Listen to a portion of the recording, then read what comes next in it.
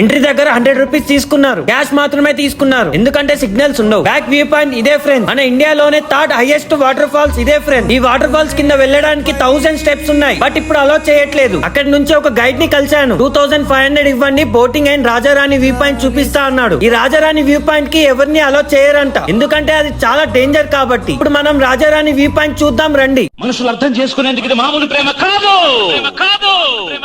అగ్నిలాగా స్వచ్ఛమైనది.